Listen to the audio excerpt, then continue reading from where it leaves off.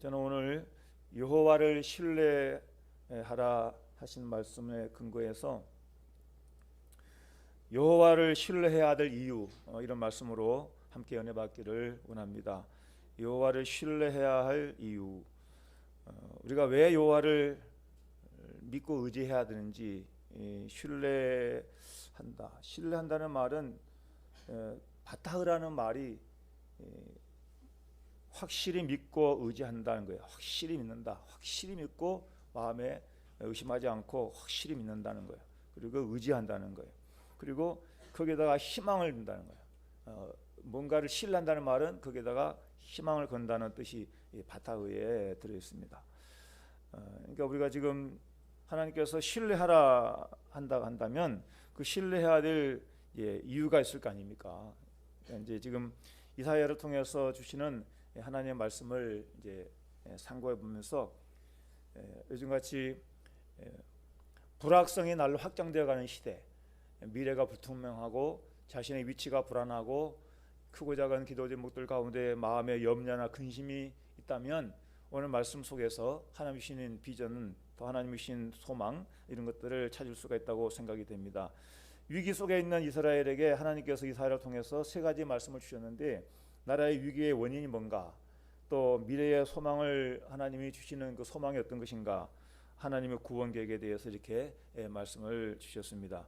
우리는 본문의 여호와를 신뢰해야 할 이유를 상고할 때 당시의 국가적인 그 정사를 생각해 볼 수가 있는데, 이스라엘의 우시아 왕의 죽음, 그리고 북이스라엘의 멸망, 그리고 백성들의 타락상, 이런 것들이 시대적인 배경이에요. 우리가 이런 배경을 알고 말씀을 읽으면 좀 더 눈에 잘 들어오고 또 말씀이 이해가 잘 됩니다. 여러분, 그 우시아 왕의 죽음의 의미가 큰 것은, 당시에 그 우시아 왕은 나라가 이제 그 당시에 그 아버지 아마샤 왕이 북쪽의 왕과 전쟁해가지고 북이스라엘 전쟁에서 졌어요. 그러니까 나라가 지금 패망하고 북쪽에다가 조공도 바쳐야 되고 이런 그 속국이 될 상황에 처하게 된 거예요. 그리고 나라가 좀 여러 가지로 불안정하고 어려울 때 그 아버지가 살아있을 때 왕이 됐어요. 이 우시아가 그때가 16살이에요. 그러니까 아버지가 살아있을 때부터 그가 죽을 때까지 통치 기간이 길어요. 52년이나 돼요. 근데 우시아가 중요한 의미가 있는 것은, 나라가 지금 어지럽고 전쟁에 지고 온 나라가 지금 아주 어려운 상태에 우시아가 왕이 되고 나서 개혁을 합니다. 개혁, 정치적인 개혁, 종교적인 개혁, 성전을 정화시키고, 그러니까 하나님 보시기에 아주 일을 참 잘한 거예요. 성경을 좀 읽어보면 아시지만 그가 이제 점점점 국력이 커지니까 다시 이제 국가의 위상을 찾게 되고, 또 블레셋이나 또 주변의 아라비아나 이런 적국과도 싸워서 대성을 거두게 돼요. 그래서 이제 아스도스의 성벽을 짓고, 나라가 이제 아주 주변에 암몬이나 모압 이런 나라들도 다 이제 이스라엘 남유다에게 공격할 수 없는 그런 강대국이 된 거예요. 우시아 왕이. 그런데 안타까운 일은 우시아가 이제 점점 교만해져 가지고 하나님 앞에 범죄하기 시작합니다. 제사를 드리지도 않고, 구약으로 말하면 오늘날 예배지만 구약 제사잖아요. 아주 하나님 앞에 부패된 그런 왕이 되고 말아요. 하나님이 그를 징계해서 그가 문둥병으로 죽게 돼. 구약 시대 때 나병은 아주 불행한 병이에요. 그래서 열조의 왕실에 들어가지 못하고 저기 성 밖에다가 무덤을 쓰는 그러한 안타까운, 그러니까 이 이사야로서는 그렇게 나라를 일으키고 부강하게 만들고 나라를 평안하게 했던 우시아가 그렇게 비참하게 죽는 상황을 보고 얼마나 마음이 괴롭고 안타까웠겠습니까? 슬프고. 그러니까 이사야 선지자는 하나님의 기도하고 또 하나님의 부르심을 받아 이제 선지자로서 활동을 하게 되는데, 상당히 그 우리에게 친근한 말씀들이 이사야서에 많이 나와요. 우리가 잘 아는 메시아 보낼, 하나님의 종 메시아를 보낼 그 약속, 동정녀 처녀에게서 잉태해서 이 땅에 메시아가 오실 것에 대해서 예언의 말씀, 이것이 다 하나님의 구원에 대한 말씀이에요. 그러니까 이사야를 보면 이스라엘이 왜 어려움을 당했는가, 위기의 원인이 잘 나와 있고, 이스라엘 백성들이 예배를 드려도 구약으로 말하면 이제 성막이 있는데 성전 안에 뜰만 밟고 지나가 안 들어와. 하나님 만나지 않아. 고백도 없고 찬양도 없고 감사도 없고 하나님이 정한 규칙대로 예배를 드리질 않아요. 그냥 왔다 가버리는 거예요. 그러니까 이런 그 이사야서를 다 읽어보신 분들은 잘 아시지만 이사야서에 보면 이스라엘이 얼마나 하나님 앞에 교만하고 또 죄를 많이 지었는가를 알 수 있어요. 그래서 그게 위기가 왔다는 것을 말씀해주고 있어요. 그런 하나님은 절대로 하나님 언약 백성들을 버리지 않으셔요. 하나님이 아브라함 때부터 약속하신 하나님의 축복된 나라, 강대한 나라를 만들어 가시는데, 인간은 약해도, 인간은 어리석어도, 인간은 때로는 불순종하고 죄를 지어도 하나님의 은혜는 지속적으로 이어지는 거예요. 이것이 궁극적으로 그리스도가 오심으로 완성이 되는 거예요. 여러분, 우리도 참 희망이 있는 사람들입니다. 왜냐하면 우리 스스로는, 우리 자신도 우리가 믿을 수 없을 만큼 불완전해요. 우리 자아가 약하고 세상은 험하고 죄가 많고, 그런데도 하나님은 우리를 적절한 은혜로 보호하시고 인도해 가신다는 거예요. 오늘 여기에 서 있는 것도 하나님의 은혜예요. 저는 가끔씩 앞을 내다보면 막 걱정될 때가 있어요. 요즘에 직장 다니는 분들도, 큰 대기업의 회사를 다니는 그런 직장인들도 퇴직할 걸 생각하면서 걱정이 많다고 그래요. 또 요즘에는 또 막 명예퇴직, 뭐 조기퇴직을 많이 하잖아. 근데 끝나고 뭐 할 것이냐, 불안해하는 사람이 많고, 또 젊은이들도 좋은 직장 들어가기가 어려우니까 굉장히 치열하고. 그러니까 생존의 위기가 현실적으로 닥쳐 있는 거예요. 우리 화물연대 파업이 끝났는데 얼마나 국가적으로 참 안타까운 일이었습니까? 근데 그분들은 자기들의 생존권을 보장받으려고 그런 거 아니에요? 생존권. 아무튼 간에 우리는 이 세상에 사는 동안에 각자 나름대로 걱정거리가 있는 세상에 살고 있다. 그렇지만 성경을 들다 보면 성경은 염려해라, 뭐 두려워해라, 한 군데도 그런 말이 없어. 하나님을 신뢰해라, 하나님을 의지해라, 하나님을 믿으라, 하나님께 나와라, 하나님을 찾으라, 기도해라, 자꾸 그렇게 말씀해요. 한마디로 말하면 하나님을 신뢰해라는 거야. 신뢰. 그 하나님을 신뢰하되 영원히 신뢰하라. 영원히 신뢰하라. 영원히. 믿다가 안 믿다가가 아니라 영원히 신뢰하래요. 영원히. 여러분, 영원이라는 말이요, 그 의미도 좀 우리가 좀 알면 좋아. 이 아드라는 말이 히브리 말 보니까 끊임없이 됐다. 끊임없이, 항상 이런 뜻이더라고. 영원히. 하나님이 영원한 분이니까 우리도 영원히 하나님 의지해야 되는 거예요. 그러니까 항상 하나님 의지하라는 거예요.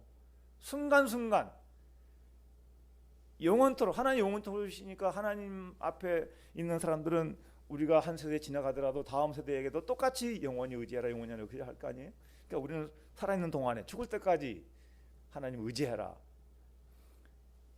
이 신뢰하라는 말이 의뢰하는 말과 똑같아요. 원어가. 제가 사진을 다 찾아보고 설교 준비할 때 다 찾아봤어요. 그러니까 이 바탕이라는 말이 신뢰하다, 의뢰하다 똑같아요. 그러니까 영원히 신뢰하라, 영원히 의지하라. 의뢰하라는 말은 믿고 의지한다, 하나님을 의지한다, 이런 거예요. 그러면 하나님이 뭐 때문에 의지하라고 했냐? 제가 이제 본론에 들어가서 생각해 보니, 오늘 말씀 그 4절만 읽었지만은 4절 속에 우리에게 하나님을 신뢰해야 될 이유가 간단하게 제가 생각해 보니 한 7가지는 되는 것 같아요. 시장관님, 미래에 약속이 있기 때문이다, 이렇게 말씀. 미래에 약속이 있다. 미래 약속이라는 말의 근거가 뭐냐면, 우리가 읽은 본문 말씀이 그걸 말씀해주고 있어요. 그날에.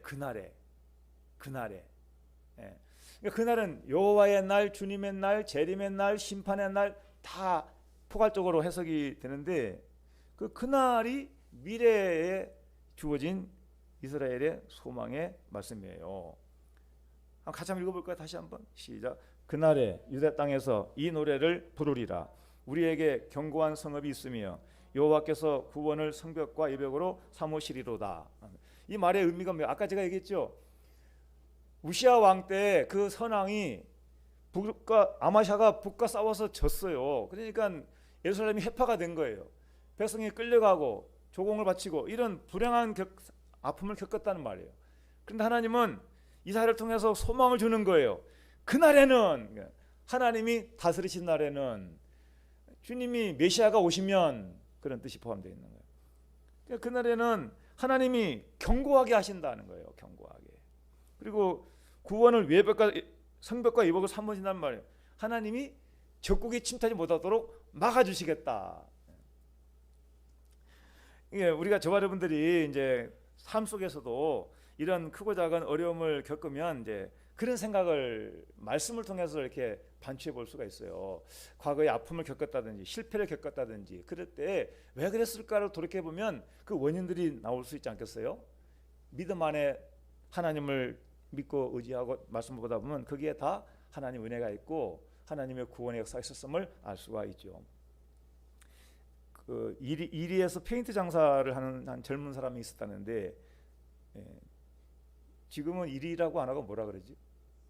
익산이라 그러지. 익산. 오래전에 쓴 책에 그 이리가 익산이잖아. 익산. 그게 페인트 공사를 하는 페인트 가게를 한 젊은이가 있었는데, 친구가 교회 가냐 하여도 니나 잘 믿어라 그러고 교회 안 다니고 열심히 돈만 벌었대요. 돈을 잘 벌었대요. 그러니까 이제 돈이 있으니까 친구가 와서 돈 꿔달라니까 안타까우니까 돈을 다 빌려줬대. 또 보증까지 서줬대. 근데 돈을 보증 서준 그 친구가 사업이 쫄딱 망해가지고 빚에 앉은 거야. 잘 나가던 이 청년이. 근데 빚쟁이가 와가지고 계속 독촉을 하는 겁니다. 근데 불량배를 만나갖고 도망가다가 다리를 뛰어가는데 그만 맞는 것보다 차라리 다리로 뛰어나다 피하자 싶어가지고 다리를 뛰어내렸대요. 근데 뛰어내리는 게 잘못해가지고 머리에 손상을 입고 목뼈가 부러져서 전신마비가 왔대. 이제 뭐 몸만 눈만 떠 있는 거야. 누워 있는 거예요. 완전히 인생이 끝나는 것 같잖아요. 그런데 그 간호사가 그 병원의 담당 간호사가 돌 때마다 잘 이렇게 이제 돌봐주면서 전도를 하는 거예요. 전도. 하나님 믿으라. 근데 사람이 약해지면 하나님 찾게 되잖아요. 처음에는 하나님 좀 몸만 움직이게 해주시면, 내가 하나님 잘 믿겠습니다. 손발만 움직이게 해주시면 계속 마음속으로 이제 하나님 안 믿는 거 회개하고 도와달라고 기도를 했대. 근데 의사들은 이게 정상적으로 회복되기 힘듭니다. 너무 손상을 크게 입어가지고. 그런데 기적적으로 한 달, 두 달 지나면서 몸이 이제 회상이 됐어요. 그가 고백한 걸 보면 자신이 잘났다고 생각하고 하나님 거절했던 그 무지와 교만이 자신을 고통으로 넣게 됐고, 하나님의 손길은 자신을 거역하지 않고 사랑의 손길로 이끄셔서 하나님 자녀가 되게 해주셨다. 이런 감정들은 살아있는 감정이에요. 제가 지난번에 얘기했던 울산에 저 같은 동료 목사님, 권 목사님이 계신데, 그 목사님도 사업을 하다가 엄청 크게 사업을 하다가 이제 잘못돼서 다 이제 잃게 되고 뺏기게 되고, 조폭들이 와가지고 이 뭐 돈 내놓으라고 이제 와가지고 얼마나 두드려 팼는지 몸이 망가졌어요. 그 성대도 완전 말이 안 나올 정도로 성대가 다 손상이 되고 그렇게 죽을까지 위기까지 갔을 때요. 그런데 그 어머니는 전도사님이고 강원도 강릉에서 목회하시는 분인데 엄청 기도 많이 하시는 분이에요. 그렇게 주의 종이 되라고 얘기해도 거역하고 신앙생활 안 하던 그 아들을 하나님은 위기를 통해서 건지신 거야. 목소리가요 얼마나 좋은지요. 찬양을 부르면 아주 감동이 저절로 돼요. 그 목소리가 성대가다. 이게 손상이 돼가지고 말도 제대로 못할 그런 상황까지 갔는데, 하나님은 목젖이 조금밖에 없어도 목소리가 잘 나오게 하셨더라니까. 설교 혹시 우리 건영이 목사님 들을지 몰라 나중에. 하나님의 살아있는 간증들을 보면 정말로 인간의 힘과 능력으로는 안 되는, 의술로 안 되는, 다 포기하는 그런 사람들도 하나님 만지시면 안 될 게 없어요. 목소리도 잘 나오고 머리도 정상이 되고 손과 발도 다 정상이 되고 6개월 동안 식물인간으로 꼼짝도 못하고 눈도 못 뜨고 아무도 못 알아보는 그런 사람도 6개월 이후에도 다시 깨어나게 되고, 얼마나 이런 기적이 많은지 몰라. 하나님을 의지하면 희망이 있어요. 희망. 불가능이 없어요. 하나님이 가장 우리에게 선물로 준 최고의 희망은 바로 메시아 예수님이세요. 이 땅에 예수님이 오신 것이 최고의 선물이고 축복이고 우리에게는 희망이 되는 것입니다. 그래서 성탄절을 기뻐하는 거예요. 성탄절은 선물 주고받고 뭐 도시에 가서 시내 가서 놀고 하는 게 성탄이 아니고, 예수님 오심을 기뻐하고 찬양하고 감사하는 절기가 성탄절기입니다. 하나님 모르는 사람들에게 사랑의 편지를 쓰고 예수님을 소개하는 그러한 계기로 삼으면 좋을 것 같습니다. 오늘 말씀을 가만히 보시면 2절 말씀이 무슨 말인가 싶은데, 그 말씀은 이런 뜻이에요. 하나님이 기뻐하신다는 뜻이 들어있어요. 2절에 우리가 읽은 2절이 어떻게 시작이 되냐면, 너희는 문들을 열고 신을 지키는 의로운 나라가 들어오게 할지어다 그랬어요. 근데 여기 신을 지키는 나라는 믿음을 지킨다는 거예요. 그리고 의로운 나라가 들어오게 하라, 이 말을 다른 번역에 쉽게 번역돼 보면 의로운 사람들, 믿음을 지키는 사람들이 성으로 들어오게 하라. 하나님이 뭐 적의 군대나 폭력배들이나 나쁜 불량배들은 다 막아주시는데, 하나님께서 기뻐하는 믿음의 사람들을 환영하고 받아들이라. 이 말은 다른 말로 의역을 하면 하나님께서 기뻐하신다. 하나님 믿는 사람들을 기뻐하신다는 뜻이 되는 거예요. 그래서 제가 이 말씀을 묵상하면서 하나님을 신뢰해야 될 이유가 뭔가? 하나님을 신뢰하면 우리를 기뻐하시는 거예요. 신뢰하는 사람을. 그런데 하나님을 찬양하고 예배하는 모습을 하나님이 기뻐하신 걸 여러분 아셔야 돼요. 하나님은 얼마나 예배하는 모습을 기뻐하시는지. 하나님은요, 개인적으로 1대1로도 만나주시고 1대1로도 충분히 은혜 주시지만, 하나님의 또 섭리 속에는 같이 모이는 공동체를 반드시 성경에 보면 중요하게 여기셨어요. 그래서 미스바에 모이게 하고, 또 하나님의 성문에 나오게 하고, 또 성전에 올라오게 하고, 이렇게 해서 나와서 함께 찬양하고 함께 공동체를 이루어서 하나님을 섬길 것을 말씀하고 있어요. 그러니까 여러분, 하나님을 신뢰하고 예배하는 자를 하나님이 기뻐하신다는 거예요. 그러니까 하나님을 신뢰해야죠. 신뢰하면서 찬양하고 기도하고 하나님 기뻐하는 성도가 되시기를 바랍니다. 우리가 왜 하나님을 신뢰해야 되느냐? 3절 말씀에 아주 축복된 말씀이 있습니다. 3절 말씀 보니까 같이 한번 읽어볼까요? 시작. 주께서 심지가 견고한 자를 평강하고 평강하도록 지키시리니 이는 그가 주를 신뢰함이니이다. 신뢰했더니 하나님께서 그에게 뭘 줘요? 평강. 샬롬은 평강이나 평안이나 같은 뜻이에요. 같은 말이에요.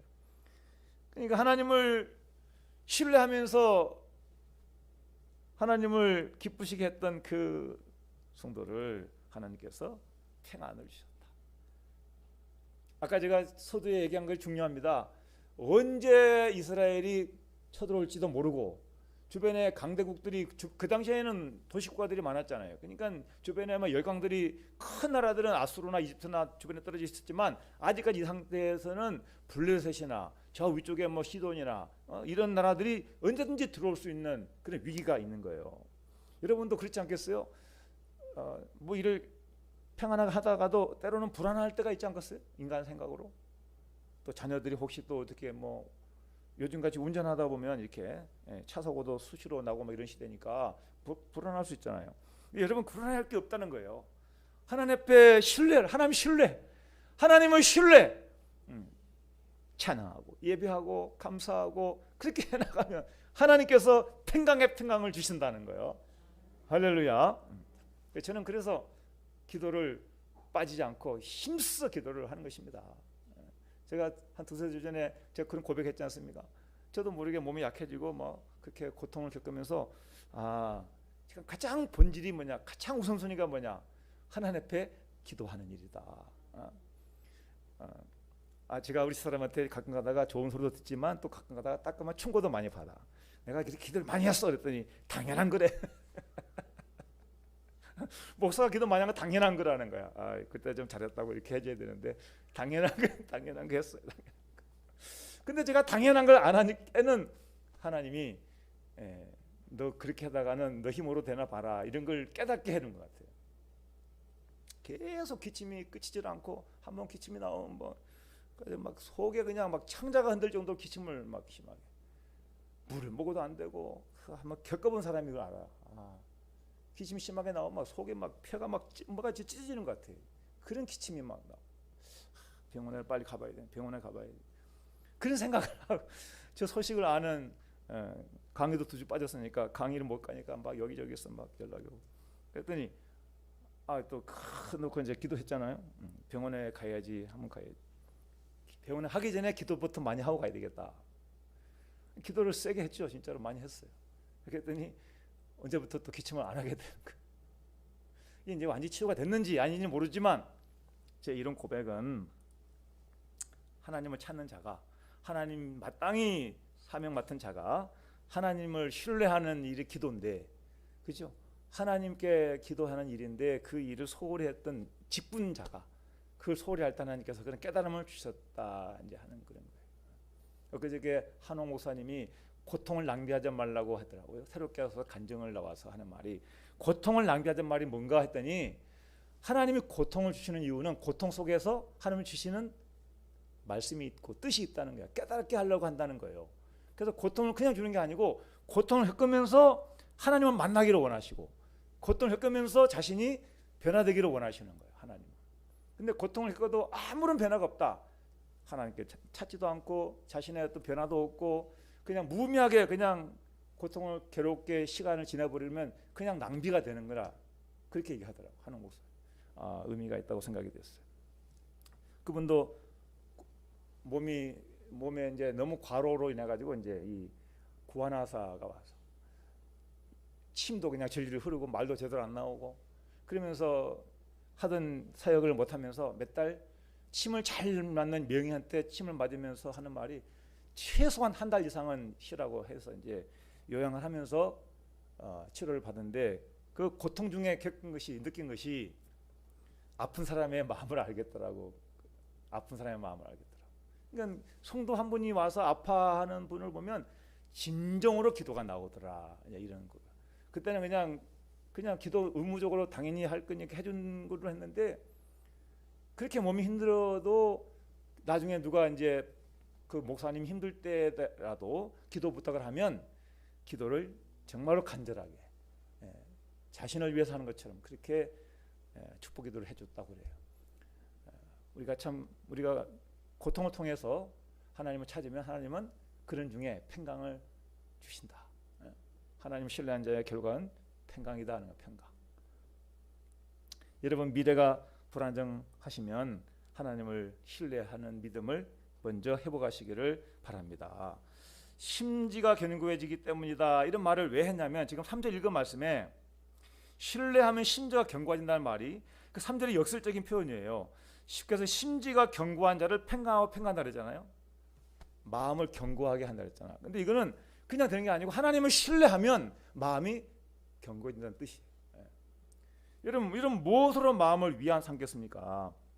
세상에 좋은 책도 많고 좋은 종교도 있어요, 인간적으로 볼 때. 그러나 진정한 마음의 평강은 하나님을 믿을 때 주어지고, 흔들리지 않는 마음, 견고한 마음은 하나님을 신뢰할 때 주어진다는 게 말씀인 것이에요. 신뢰하면 심지어 견고. 여러분, 마음이 불안해지면, 걱정이 많으면 하나님을 신뢰하는 믿음을 붙잡으라는 거예요. 옛날에 그런 실화가 있었대요. 나이아가라 폭포에서 막 물이 막 흘러나오는데 어떤 사람이 떠나라고 됐대. 근데 그걸 구조하려고 옆에 밧줄을 내뒀다네. 근데 밧줄이 보일 듯 말 듯, 그런데 밧줄이 보이기도 하고 또 옆에 뗏목 같은 게 있었다네, 그게. 근데 그 사람이 밧줄 붙잡는 게 아니고 뗏목을 붙잡았대. 근데 뗏목 잡고 그냥 내려가 죽었다는 거예요. 그 실화야. 그 실화 예화 사전 보면 나와 있어. 밧줄을 붙잡아야지, 밧줄을. 생명적 밧줄을 붙잡아야지. 세상에 떠도는 그런 걸 표로하는 그런 거 붙잡으면 안 돼. 철학이 좋고 종교가 좋고 뭐가 좋다고 그거 따라가면 안 된다는 거예요. 하나님을 신뢰해야 견고함이 있어요. 하나님을 신뢰해야 되는 거예요. 오늘 말 7가지 제가 쭉 보면서 왜 신뢰해야 되느냐? 하나님이 우리의 반석이 되신다. 인생의 반석이 되시니까 이 반석 되신 하나님을 신뢰할 때 인간의 삶도 견고해진다는 거예요. 반석이시다, 반석. 우리가 지금 읽은 말씀이 4절 말씀에 다시 한번 읽어봅시다. 시작. 너희는 여호와를 영원히 신뢰하라. 주 여호와는 영원한 반석이심이로다. 반석, 여호와를 반석이야, 반석. 그 마태복음에도 예수님이 모래 위에 집은 창수가 나면, 다시 말하면 이 태풍이 불고 비가 많이 와서 막 그러면 다 써내려가죠. 그러나 견고한 반석 위에 집은 무너지지 아니한다 그랬어요. 여호와가 반석이시니까 반석이신 여호와를 신뢰해야 인생이 무너지지 않는 것이죠. 우리나라에 유산 빌딩 그러면 초창기 때 얼마나 많은 사람들이 관광을 왔습니까? 그 공사하는 그 밑에 보면 파고 깊이 파서 바닥에 돌 바위가 엄청 그 넓은 터가 그 여의도에 그 이렇게 많다고 하더라고요. 그래서 그렇게 지니까 견고하게 건물이 이제 서 있는 것이죠. 그 미국에요, 그 이스트 강에 있는 그 부클이라는 다리는 기초가 나빠가지고 다리가 지금도 점점 가라앉고 있대. 안 가봐서 모르겠는데 책에 보니까 그런 게 있더라고. 이스트 강에 있는 부클린 다리가 그렇다는 거예요. 기초가 중요하다는 거예요. 세일론의 콜럼보는 바다 밑에 수렁에다가 인공 항구를 만들었는데 인공 항구가 약해져가지고 자꾸 가라앉고 있대. 기초가 중요하다는 거예요. 그러나 뉴욕의 맨하탄에 있는 그 건물들은 막 수십 층, 막 100층 넘는 건물도 많지만 거기에는 뭐 유엔 본부, 록펠러 센터, 엠파이어 스테이트 빌딩 이런 말들이 주로 뭐 우주 순점 많잖아요. 근데 맨하탄의 특징이 바닥이 다 집안이 반석이야, 다 반석. 그러니까 그렇게 높은 건물도 서 있어도 전혀 까딱 없는 거예요. 100년이 넘은 건물들도 안 넘어지는 거죠. 이 뭘 말하고 있는 것입니까? 반석이 중요하다. 여러분 인생도 마찬가지라는 것입니다. 여러분 교회를 나오는 것은 반석이신 하나님 앞에 우리 인생을 세우는 것입니다. 할렐루야. 정말 우리는 하나님 믿는 사람이 이런 반석이신 하나님께 소망 두지 않고 인간의 생각, 인간의 경험, 세상의 물질에다가 인생을 맡기면 언제 그 인생이 무너질지 아무도 모른다는 것입니다.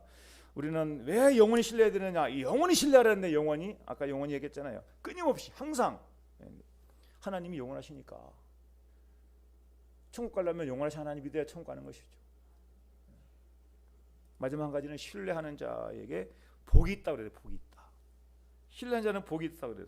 제가 신뢰하는 자에게 복이 찾아보니까 중요한 것만 한 10가지가 넘더라고. 복에 대한 말씀이. 근데 이 시간에는 이 신뢰가 주제니까 복에 대한 것을 많이는 할 수 없고 그래도 몇 가지만 이렇게 보면은 삶의 형통한 복, 악기를 인도하시는 복, 인애와 자비로 함께 하시는 복, 이런 복이 요약할 수가 있어요.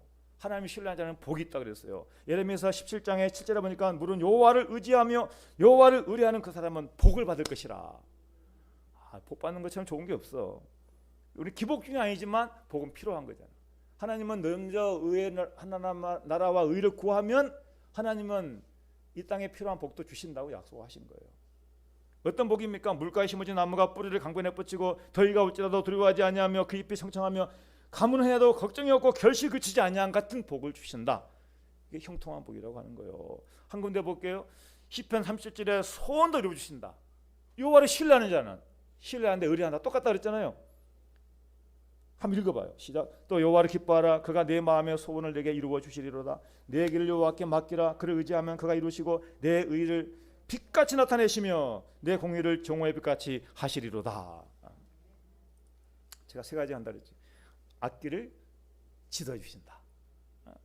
잠언 3장 저는 이 말씀이 너무너무 좋아. 너는 마음을 다해 여호와를 신뢰하고 내 명령에 의지하지 마라. 너는 범사의 길을 인정하라. 그리하면 내 길을 지도하시리라. 이 지도하신다는 말이 무슨 말인가? 공동번역에 보니까 앞길을 열어주신다 돼 있어요. 공동번역에 보면. 그리고 우리말 번역에는 갈 길을 알려주신다. 지도한다는 말이 그런 뜻이지. 앞길을 열어주셔. 여러분 앞길을 열어줄 자가 누굽니까? 우리 앞길을 열어줄 자가. 좋은 부모님 계신 분들은 돈 대줘서 학원 보내주고 잘 가르쳐준 것도 참 좋은 역할이죠. 근데 거기까지죠. 그러나 미래의 일은 누가 합니까? 본인이 해야 되는데 인간이 다 앞길을 알 수 있습니까? 하루 이틀 이후에 알 수 있어요? 모르죠. 아무도 모르잖아요. 세상이 어떻게 말지 아무도 모르잖아요. 그러나 하나님은 다 알고 계신다는 거예요. 걱정하지 마세요. 돈 벌고 싶으세요? 하나님 의지해 보세요. 하나님이 지혜를 주시면 요즘에 인터넷만 잘해도 돈 벌고 유튜브만 잘해도 돈 벌고 돈 버는 방법이 너무 많더라고. 예? 근데 사람을 생각해보면 내가 배운 것도 없고 지혜도 부족하고 나이도 많고 뭐고 안 될 게 많지만 하나님을 잘 바라보고 나아가면 하나님 기도만 많이 해도 영역 주셔가지고 목회 잘해서 돈 주신 것도 있고 받은 너무너무 많아. 그러나 중요한 거는 목적이 어디 있느냐는 거야. 하나님을 신뢰하고 하나님을 기쁘시게 하는 데 목적을 두면 하나님 이런 복은 다 주실 수 있다는 거예요. 오늘 말씀이 얼마나 우리에게 저에게 하나님이 은혜를 주시고 힘을 주시는지. 여러분 지금 6가지를 쭉 얘기했습니다. 이 말씀들을 한번 머릿속에다가 다는 외울 필요는 없지만 마음 가운데 하나님을 신뢰하라, 항상 신뢰하라 그러는데 그 신뢰하는 그 당시에 주신 배경이 나라가 어수선하고 나라가 실패를 경험했고 그렇게 훌륭한 왕이 교만해서 하나님의 심판받아 문둥병으로 처참하게 비참하게 죽어가는 그런 상황에 백성들은 다 후패하고 다 서로 원망하고 서로 싸우고 어지럽고 어쩌면 우리나라 같은 그런 아주 어수선한 그런 분위기가 그 당시에 그보다 더 했죠. 그 당시 여러분 아모스서나 호세아서 보세요. 그 당시의 상황을 알 수가 있어요. 그럴 때 하나님 주시는 말씀은 그래도 여호와를 신뢰하라 신뢰하라 신뢰하라. 하나님을 신뢰하면 하나님께서 길을 인도하신다는 거예요. 하나님이 지켜주신다는 거예요. 할렐루야. 염려하지 마세요. 정말 염려하지 말고 하나님을 신뢰해요. 신뢰하는 게 뭐예요? 하나님을 찾고 하나님께 묻고 예배 때가 되면 하나님께 나와서 예배하고 이게 신뢰하는 것이죠. 여러분 집에 돌아갈 때부터 마음 가운데 이 말씀을 항상 자꾸 마음에 하나님 평강을 주신다 했으니까 평강 주실 줄 믿습니다. 하나님 인도하시니까 우리 아끼를 인도해 주시옵소서. 자녀들 아끼를 인도해 주시옵소서. 인도해 달라고 하나님께 맡기고 기도하고 하나님 신뢰한다는 건 내 명치 의지하는 거 사람 의지하지 않고 세상 바라보지 않고 하나님 바라보는 거잖아요. 하나님 바라보고 나아가면 반드시 이 말씀이 여러분 삶에 축복의 역사할 줄 믿습니다. 기도하겠습니다. 아버지 하나님 오늘 말씀을 통해서 하나님을 신뢰하라 영원히 신뢰하라고 말씀을 했습니다. 주님 우리가 하나님 믿는 것이 의식적인 종교적인 삶이 아니라 하나님 섬기는 일이고 하나님과 동행하는 일인 줄 믿사오니 하나님을 섬기는 우리 성도들의 마음 가운데 하나님 온전히 신뢰하게 하시고 오늘 말씀 같은 이와 같은 놀라운 하나님의 역사와 축복이 성도의 삶 가운데 넘치도록 역사하여 주옵소서. 예수님의 이름으로 기도드리옵나이다. 아멘.